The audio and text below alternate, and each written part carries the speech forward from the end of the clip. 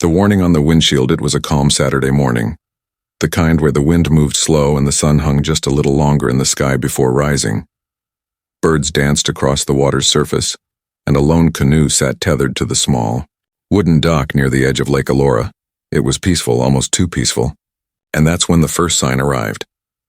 Keanu Reeves had been visiting the lake for over 15 years, always under the radar, always quietly.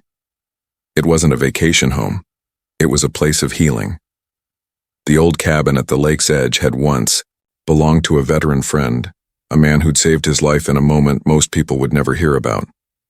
When the man passed, Keanu bought the property, not because of the view, but because of the memory it held. It was never about showing off or escaping the world. It was about remembering what mattered. That morning, Keanu walked out to his truck parked by the dock and found a bright orange envelope tucked under the wiper. At first, he thought it was just another flyer, but as he opened it, the words hit him like cold water.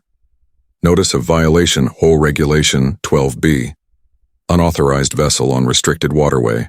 Remove boat within 48 hours or face legal action. He blinked once, then twice. He glanced at the familiar canoe, the same one he'd used every summer, the one his friend had carved initials into with a pocket knife. There had never been a problem. Never a notice, and certainly, never a demand like this. Keanu folded the paper slowly and stood still, feeling the wind shift slightly. Something was off. He wasn't angry, not yet, but a quiet question formed in his mind. Who decides what belongs? And who decides who doesn't?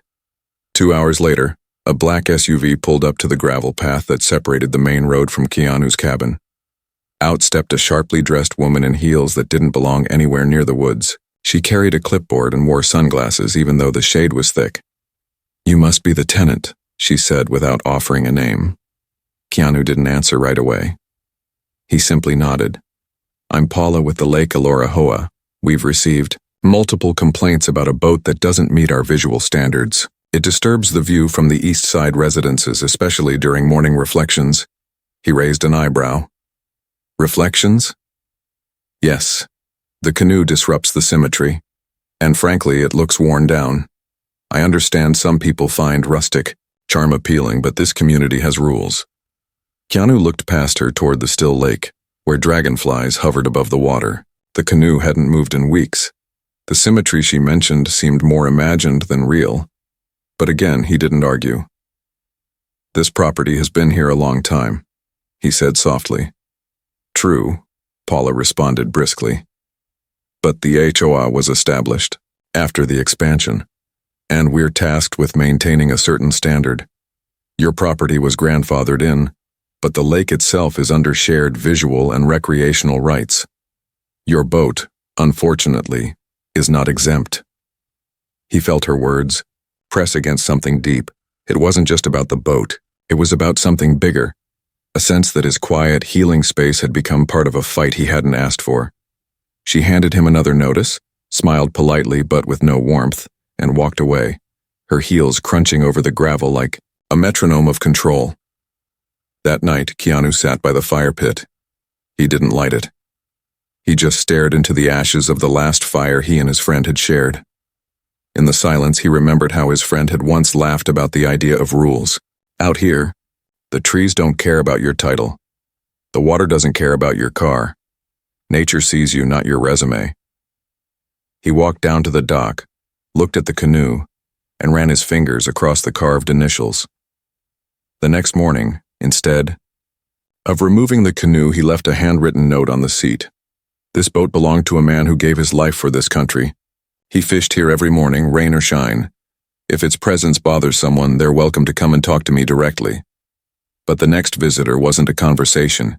It was an escalation. On Monday, 2 HOA board members arrived with a security escort. They didn't speak. They taped a second notice to the boat. This one read, "Final warning. Mandatory removal enforced within 24 hours. What they didn't know was that the property line they believed extended to the edge of the lake didn't. In fact, Lake Elora wasn't public at all. Decades ago, before the development, the entire body of water and surrounding land had been sold to a conservation group. That group in its final act had transferred full ownership, quietly, privately, to someone they believed would protect it. That someone was Keanu Reeves.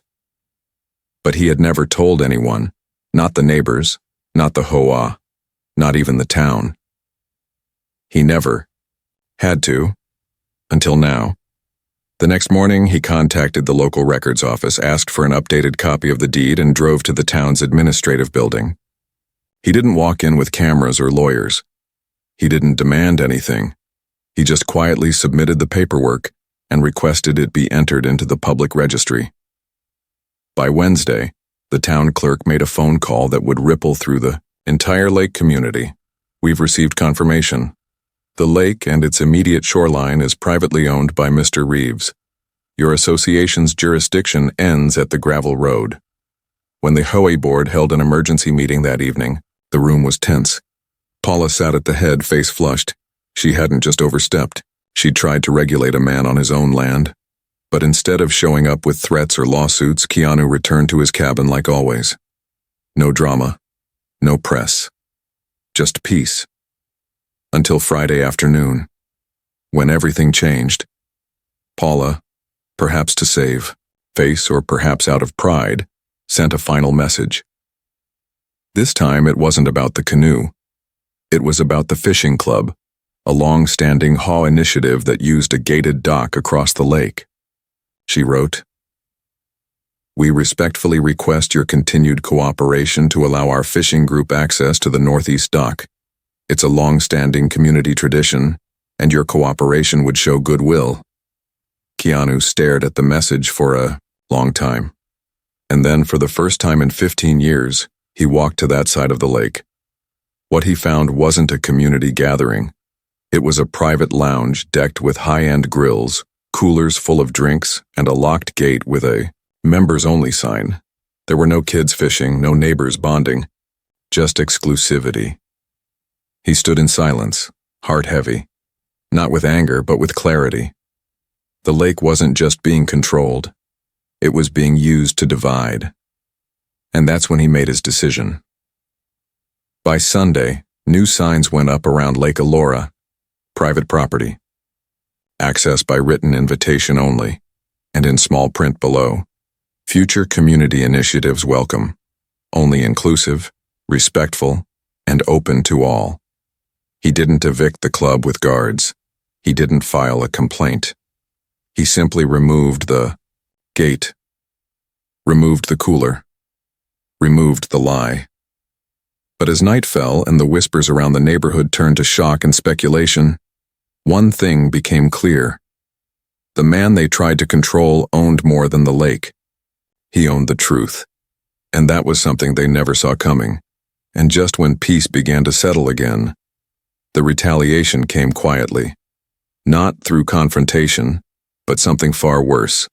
An anonymous complaint filed to the town about unauthorized commercial filming on private land. A false report. But one with the power to do damage. The false report and the whisper warby Monday morning, the air around Lake Elora felt different. Not colder, but denser. Like something unseen had rolled in with the mist that hugged the water. Keanu Reeves stood barefoot on the wooden dock, holding a mug of black coffee, staring at the lake that had once been his retreat from the world. The canoe rocked gently in the soft ripples beside him, just as it had for years. But now something was stirring. Not in the water, but in the people surrounding it. At first it seemed harmless. A town official in a white sedan pulled up just afternoon. He wasn't aggressive, he didn't even look sure of why he was there. His name was Rick, and he introduced himself with a half-apologetic smile and a clipboard full of printed forms. "I'm sorry to bother you, Mr. Reeves. We received a report from the HOA claiming unauthorized commercial filming activity on your property. According to the complaint, there were multiple camera setups, crew members, and loud disturbances." Keanu blinked.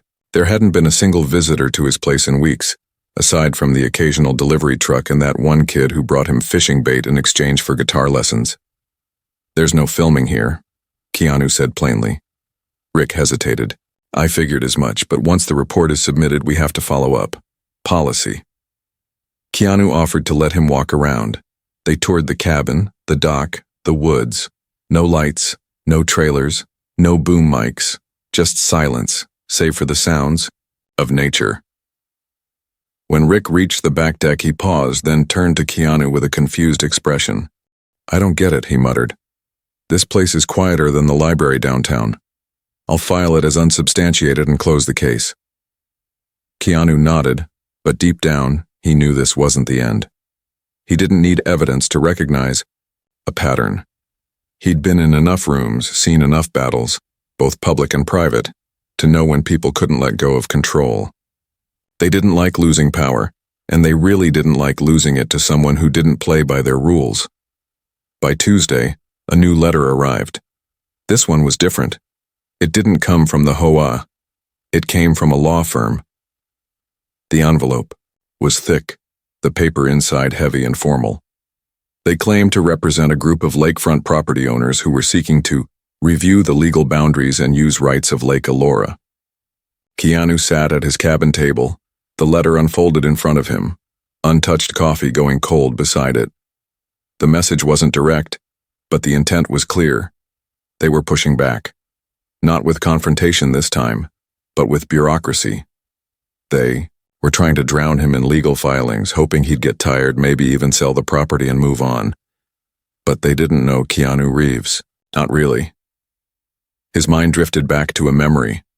Filming on set years ago in the middle of nowhere, sleeping in trailers and eating cold sandwiches under the stars.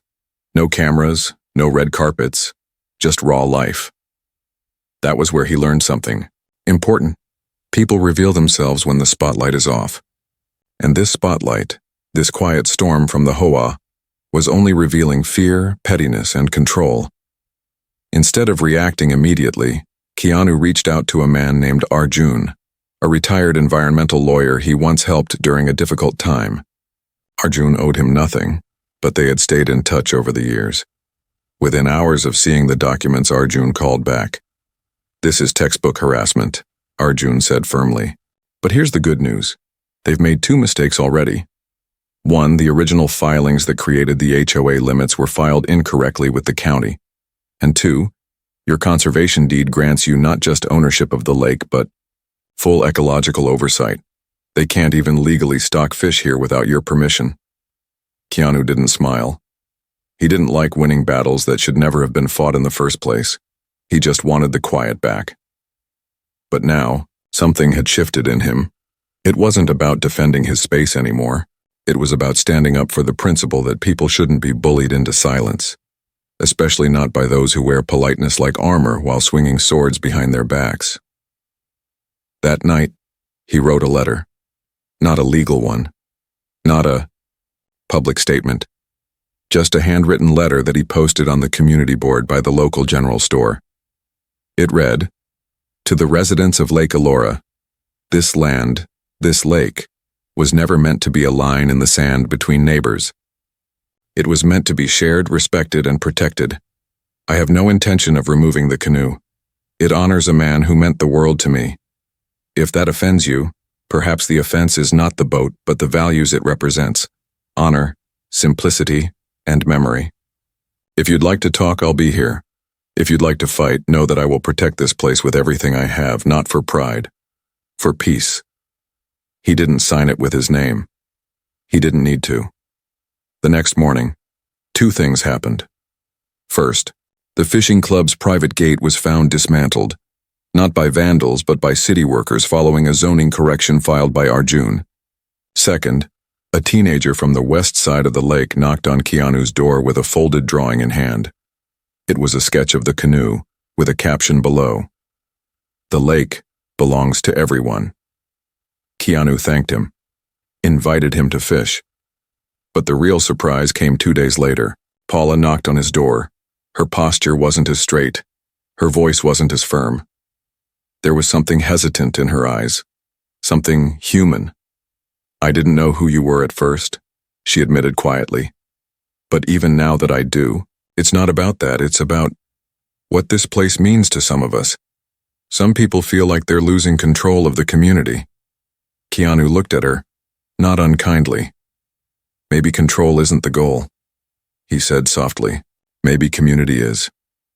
She didn't argue. She just nodded once, then left. But that night, a storm rolled in.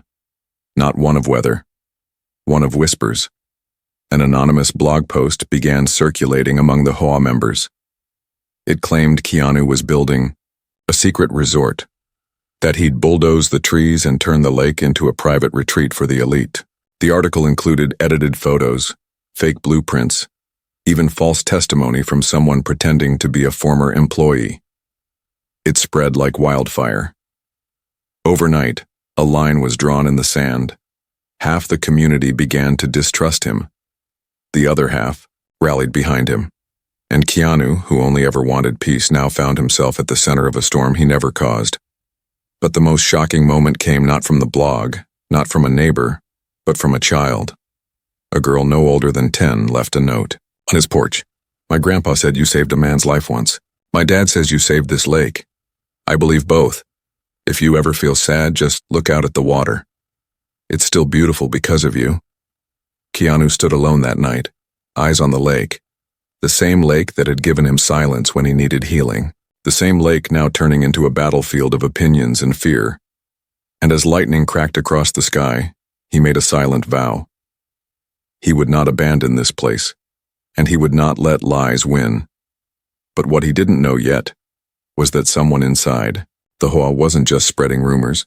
They had access to town files, and they were digging deep, trying to find a technicality that could strip him of his deed, his rights, and the lake itself. The document buried in Box 12, the air that swept across Lake Elora no longer carried peace. It carried tension, thick, silent, and heavy. Keanu Reeves had spent years building his life around stillness, around places that whispered instead of shouted. But now, every movement around the lake felt watched, every conversation cut short. When he approached the general store, and every step back toward his dock felt like walking through a town split in half. He had faced cameras, fame, war zones on film sets, and grief so deep it could hollow a man from the inside. But this creeping wave of distrust, was something colder, something slower. It came not with fists, but with paperwork, gossip, and carefully chosen words meant to bleed him without ever drawing blood. Across the lake, the HOA boardroom sat in the upper floor of a newly renovated clubhouse, complete with glass walls and imported tiles that matched none of the natural tones of the forest surrounding it. Inside, Paula stared at her laptop, her jaw clenched tight, her fingers drumming rhythmically on the polished oak table.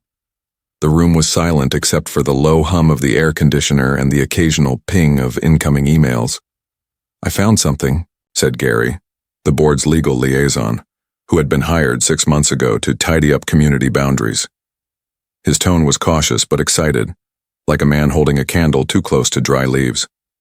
Paula leaned forward. "Go on." "There's an old filing from the county's archive, Box 12 to be exact. Back when the Conservation Trust transferred the deed to Keanu, they did it through a now-defunct environmental nonprofit. Most of the digital records were updated when he assumed ownership. But one amendment wasn't. It's handwritten, not scanned. It outlines a clause that restricts land modification unless it meets a community usage standard." Paula narrowed her eyes. "You're saying the lake is his? But if we prove he isn't serving the community, that clause might void part of the agreement." Gary nodded slowly. "With the right angle, maybe. But it would take a legal battle, and it might not hold. Still, it's a seed." And so the next phase began, not with confrontation, but with quiet excavation. Someone from the HOA submitted a formal records request to the county office under a false name. Someone else began circulating printed flyers about preserving access to shared heritage. But the ugliest move came when a small-time local paper printed a half-page story titled, "Movie Star or Land Baron, Lake Owners' True Plans Raise Concern." The article cited anonymous sources and included blurry photos of Keanu near the dock, painting him as a reclusive mogul with unspoken plans to privatize a natural treasure. Keanu didn't respond. Not publicly, not online, not even in person when strangers began driving by slowly, snapping photos from their cars. Instead, he walked the shoreline, picked up the litter left by angry visitors, and kept teaching the local boy how to fish. Silence was not surrender. It was strategy. But in the stillness of night, he felt the old pain stir again. The kind that came after losing people who mattered. The kind that whispered doubts when the world grew too loud. For the first time in years, he wrote a letter to someone he hadn't spoken to in over a decade. His sister, Kim. She lived far away, off-grid, far from his world and his fame. But they shared one thing, a belief that peace was something worth protecting, even when it cost everything. "They don't hate me, Kim," he wrote. "They hate what they think I represent. Power they can't control, silence they can't interpret, but I can't just walk away. This place is not just a lake to me, it's memory, it's redemption. It's where I finally breathed again after years of drowning in silence. I don't know how to fight them without becoming what they already think I am. But I'll find a way. I have to." As he sealed the envelope, he heard tires crunch on gravel. Headlights cut through the trees. Not paparazzi, not a fan. This time it was someone unexpected, an elderly man in a Navy windbreaker, with a worn-out baseball cap that bore the faded emblem of the Elora Veterans Club. "You don't know me," the man said, stepping out with effort, his knees stiff from age. "Name's Frank. I knew the man who gave you this cabin. We served together." Keanu froze for a moment, then stepped forward. They shook hands, not as strangers but as men bound by memory neither needed to explain.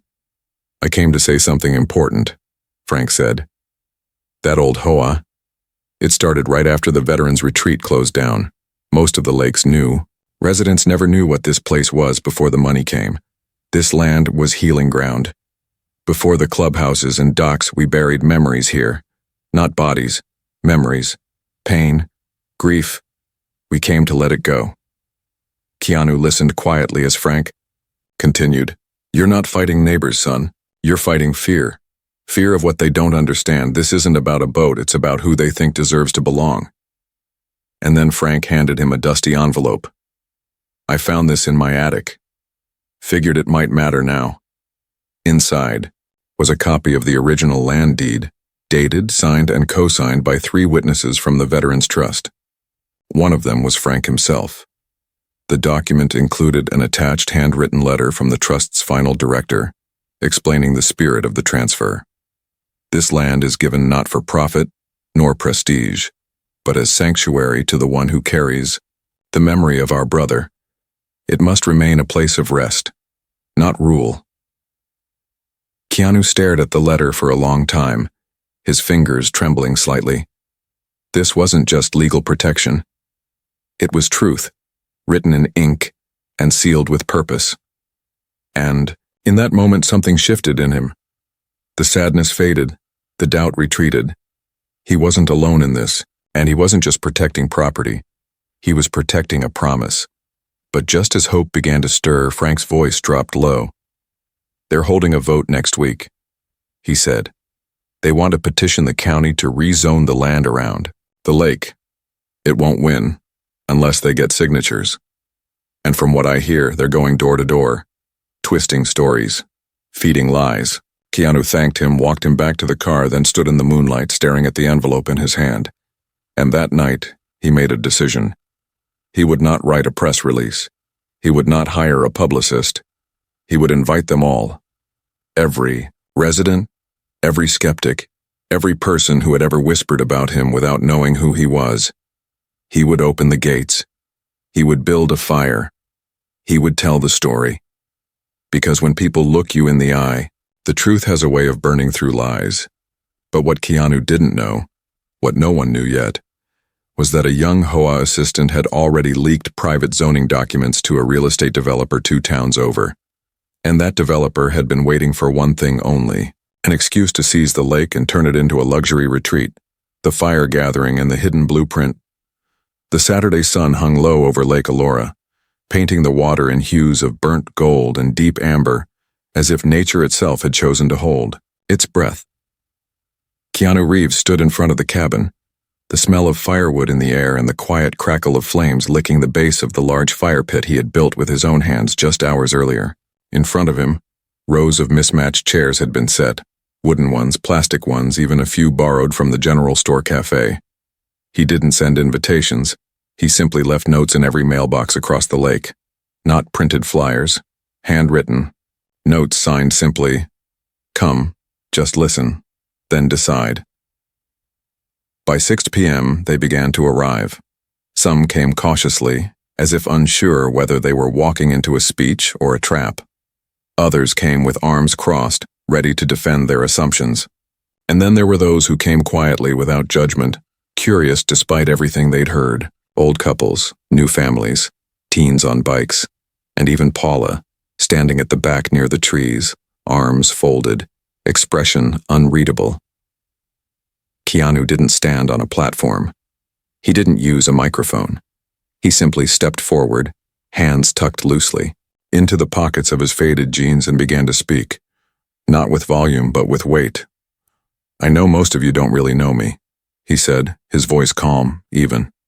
"And that's fair. I never tried to make myself known. This cabin, this lake, they were never meant to be part of anything bigger. They were just mine. Or at least, that's how I saw it at first." He paused, letting the breeze move through, the gathering like a second voice, softer and more ancient than his own. "But the man who gave me this land, he didn't just give me a place.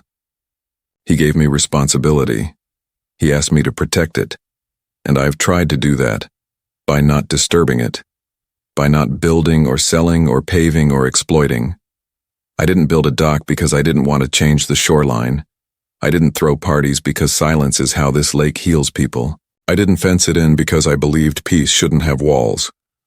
His eyes scanned the crowd, looking not for agreement but understanding. "But now, people are saying I have plans, that I'm hiding something, that I want to turn this lake into a business, and tonight I want to say this clearly. Those are lies." There was a rustle in the back. A few heads turned. Paula took a step forward but said nothing, her lips pressed into a firm line as though unsure whether to interrupt or simply listen. Keanu held up the envelope Frank had given him, the one with the original land deed and the letter. "This is the real reason I'm here. A promise. To a friend. To a group of veterans who needed one place in the world that wouldn't be taken from them. I wasn't given this land because I'm famous. I was given it because I kept a vow. And now I'm keeping another."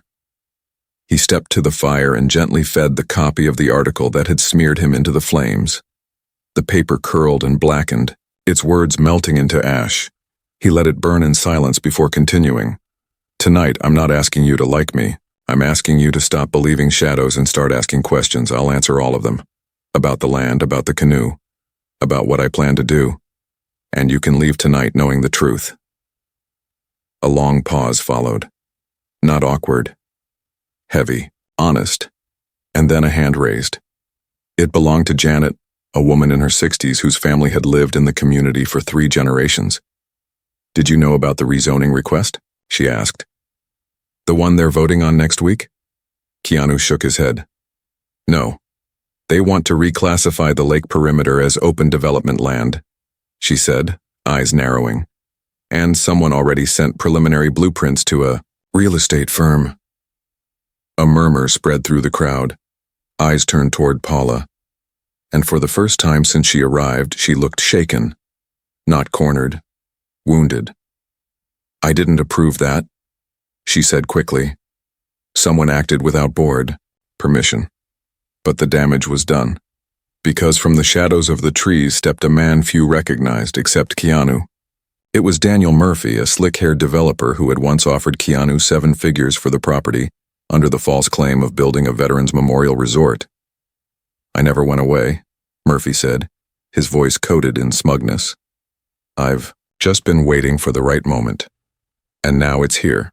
The petition is almost ready. With enough signatures and a successful rezoning vote, this land can finally serve a real purpose. Jobs, tourism, growth, all that nature. It's wasted. Without people enjoying it." Keanu didn't move, he didn't flinch, but a quiet fire lit behind his eyes. "This place isn't wasted," he said. "It's protected." Murphy smiled thinly. "Then explain this," He handed a stack of papers to the crowd nearest him. Inside were mock-ups, full-color renderings of luxury cabins, lakefront bistros, and private trails. The designs had already been approved by an outside board in another county. All they needed was the local petition to push it into motion. Who submitted these? Keanu asked, turning to Paula. But before she could answer, Gary, the HOA legal liaison, stepped forward. His shoulders hunched, face pale. It was me, he admitted. I thought, if the land became more valuable, it would lift everyone's property, raise funding, help the community long term. We were just exploring options. I didn't know Murphy would act this fast. Gasps broke through the audience, and something cracked open between them all. Not just mistrust, but the beginning of collective fear. Because now it wasn't about the canoe or the boat or the man who lived quietly by the lake. It was about losing everything that made Lake Elora more than just a name on a map. Keanu didn't raise his voice. He didn't call for justice or punishment. He simply picked up the veteran's letter again and read it out loud, word for word. When he finished, the crowd stood silent. And then, someone clapped, just one person at first, then two, then it spread. Not wild, but steady, a sound that echoed not like victory, but recognition. But as the last clap died, Keanu turned his eyes back to Murphy, who had already begun to walk away. You're not finished, Keanu said. You're going to fight this with every dollar you have. Murphy turned his head slightly. That's right, and I'm not the only one. Keanu looked back at the crowd. Then we do this the right way. Together. Every signature you collect, we'll answer with truth. Every lie, we'll counter with proof. I won't turn this into war, but I will not walk away. As darkness fell, people lingered around the fire. Stories were shared. Some admitted their doubts. Others made quiet apologies. And somewhere among them, the community began to change. Not all at once, but enough to feel it. But the fight had just begun. And what none of them knew was that Murphy had already purchased land on the opposite side of the lake. And he wasn't coming alone. He had friends in high places, and one of them had just filed a federal motion questioning the original land transfer to Keanu Reeves, claiming fraud, buried in a loophole nearly 20 years old. The loophole and the last breath of silence. For the next 7 days, Lake Elora became a place of two worlds. On one side, the trees stood as they always had, steady, ancient, unbothered by the noise of human ambition. The waves still danced, in gentle rhythm, the herons still skimmed the surface in quiet flight, and the air still held that scent of moss and pine that never changed. But underneath that peaceful skin, tension swirled like a hidden current waiting for the next break in the dam. And when it came, it was not loud, but devastating. Keanu Reeves had spent the last few days walking from house to house, not as a celebrity, not as a landowner, but as a man who finally knew he had to stop protecting his privacy in order to protect something greater. Each knock on a door was a quiet act of resistance, a choice to speak instead of hide, to connect rather than disappear. And with every conversation, the community began to see the person, not the name, not the legend, but the man. He shared stories of his late friend, of how the canoe was more than wood and metal. It was a floating memory. He explained the origins of the deed, showed them the handwritten note from the Veterans Trust, and told them plainly that he had no desire to build, sell, or change anything. What he wanted was to preserve a space that gave people a reason to breathe again. But while he was building bridges, Murphy was building something else entirely. On the 5th day, a package arrived by certified courier. It wasn't from the HOA, nor the town. It was from a private legal firm operating out of Chicago, acting on behalf of a holding company tied to Murphy's investors. The letter inside was brief and clinical, but its content sent a chill through Keanu's chest. This letter serves to inform you that an inquiry has been opened regarding the legality of the 2007 land transfer between the Lake Elora Veterans Conservation Trust and yourself. Due to a technical discrepancy involving the dissolution process of the non-profit trust and its grantor signature authority, Your ownership claim is now under federal review. During this period, all developmental or structural decisions on the lakefront property are to be temporarily suspended until ownership is verified. Keanu read the letter 3 times before setting it down. The fire inside him didn't rage. It simmered. He knew this wasn't just about a mistake. This was calculated, strategic. Murphy had found a thread, a crack in the foundation of the deed, and now he was pulling it with legal precision, hoping everything would collapse before Keanu could stop him. He called Arjun. The old lawyer didn't sugarcoat it. This is serious, Keanu. They've weaponized the past. They dug up a procedural error in the dissolution paperwork of the trust. The board that signed the land to you was technically 1 vote short of legal authority at the time. No one caught it because the state agency that reviewed the transfer missed it. But now it's being questioned, and if they prove it invalid, your claim to the land could be revoked. Keanu closed his eyes and pressed his fingers against his temples. How long do we have? 2 weeks, Arjun said. Maybe less if they push for an emergency injunction. But I've started gathering counter documents. We're not without weapons. Keanu hung up and sat outside by the dock, watching.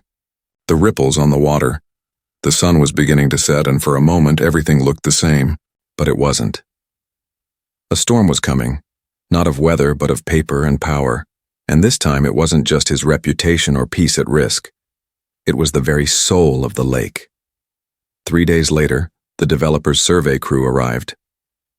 Unannounced, uninvited, they crossed into the northeast side of the lake, the very shoreline Murphy had acquired through a quiet purchase weeks earlier.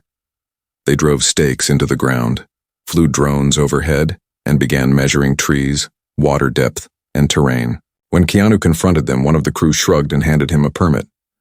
Private assessment, legal, stay on your side. He didn't argue. He didn't threaten. He just walked back, but not before picking up one of the flagged markers and snapping it in 2. Not out of rage. Out of principle. That night, at an emergency community gathering held at the small fire station near the woods, nearly 60 residents showed up. Keanu stood near the back, letting others speak first. Paula stepped forward, her voice quieter than it had been weeks ago. We were misled, she said. Murphy promised us growth, funding, improvement. But what he really wants is to sell this place to outsiders who will never care about the roots we've built here. I supported him once, but not anymore. There were murmurs of agreement, some nods, and then silence. Keanu was asked to speak, but he declined. Not because he had nothing to say, but because he had one last card left to play and it required silence a little longer.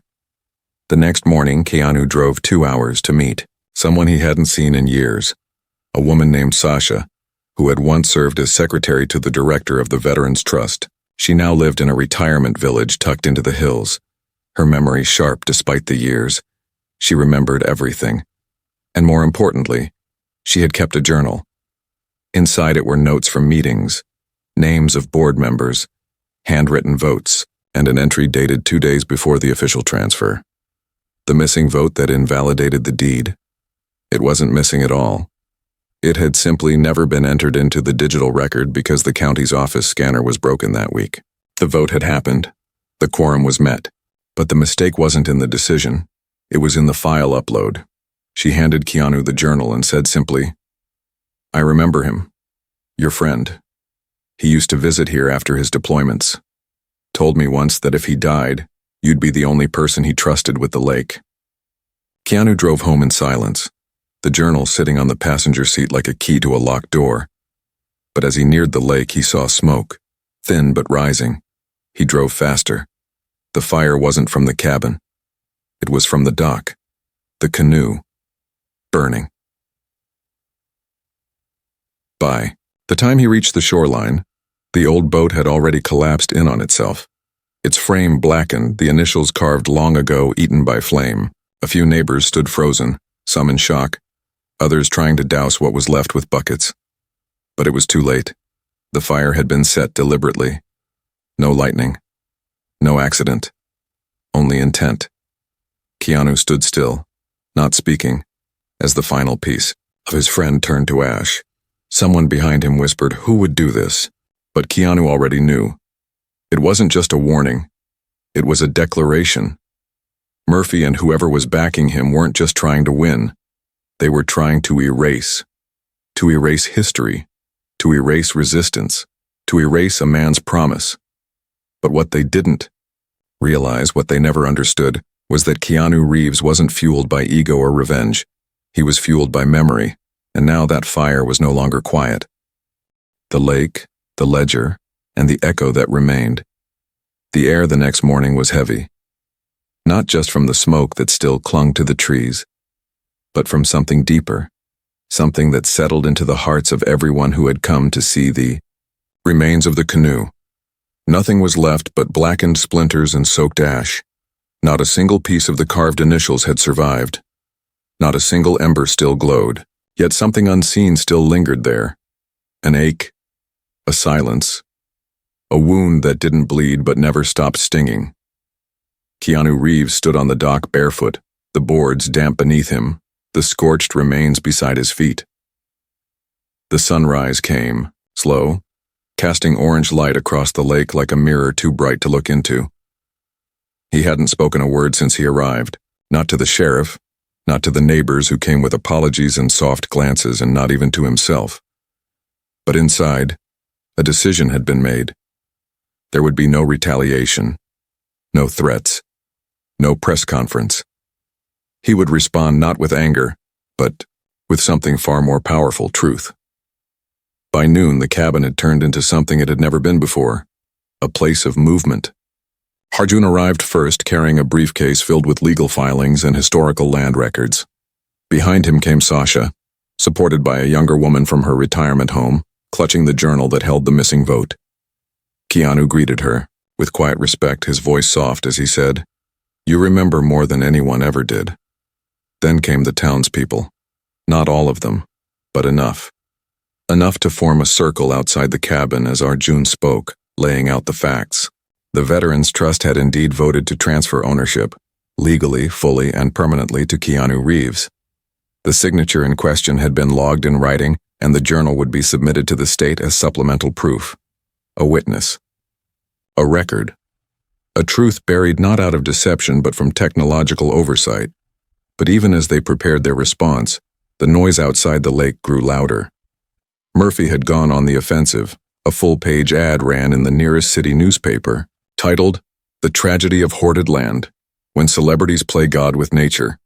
It was laced with quotes from anonymous sources and filled with phrases like lost opportunity, exclusive occupation, and privileged squatting. He painted Keanu as a recluse hoarding sacred land for personal reflection while denying access to community, commerce, and culture. He even referenced the canoe fire, twisting it into a story of environmental neglect. Worse yet, Murphy had arranged a televised panel on a regional news station. Guests included 2 political analysts, a land development strategist, and a man claiming to be a former associate of the Conservation Trust, stating that the land was always meant for shared benefit, not individual ownership. Keanu watched the broadcast without flinching.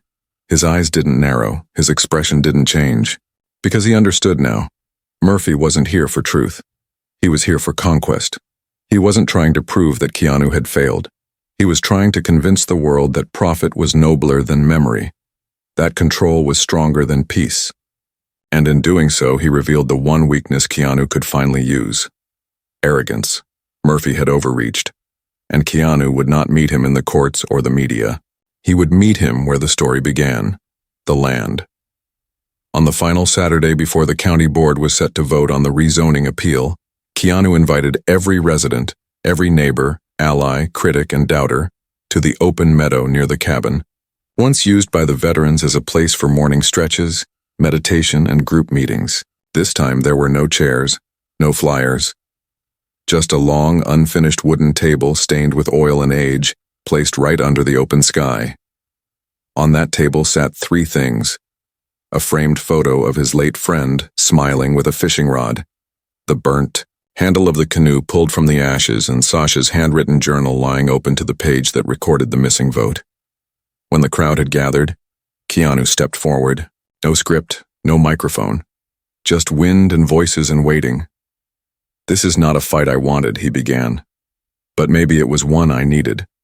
Maybe it was one we all needed." He gestured toward the remnants of the canoe.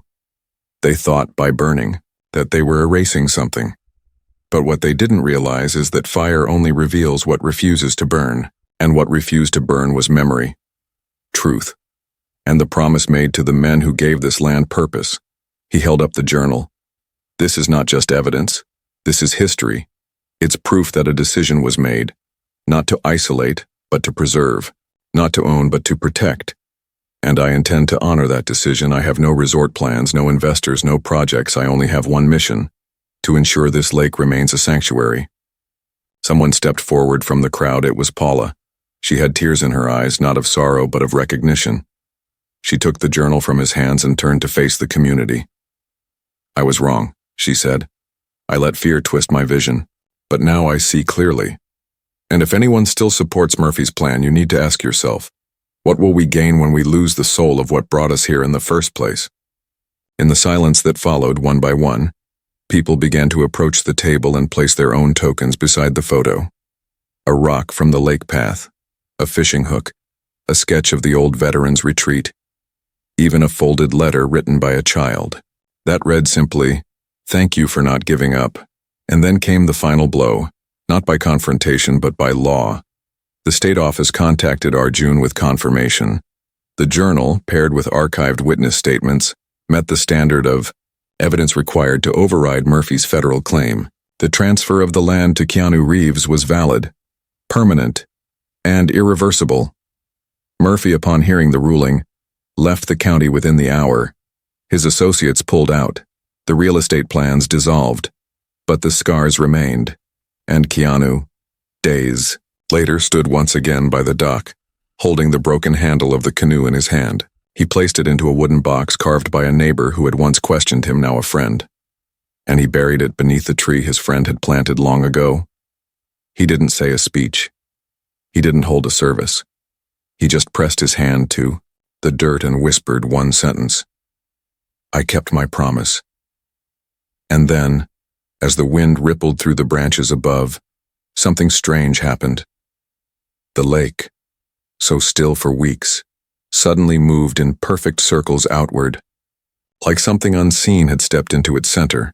Some would say it was wind, some would say it was coincidence. But those who knew, those who truly understood, would say that the lake was breathing again, free, because one man had stood his ground, not with fists or force, but with humility, memory, and unshakable respect. And in doing so, he had not just saved a lake. He had saved the soul of a community that almost forgot what mattered most.